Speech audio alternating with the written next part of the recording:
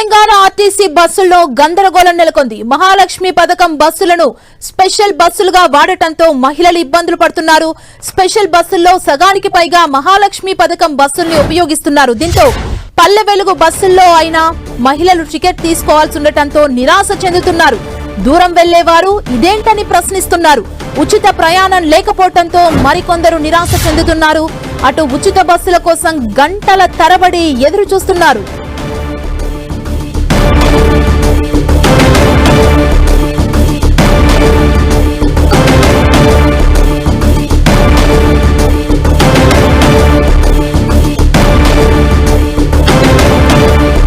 Telangana RTC బస్సుల్లో గందరగోళం నెలకొంది.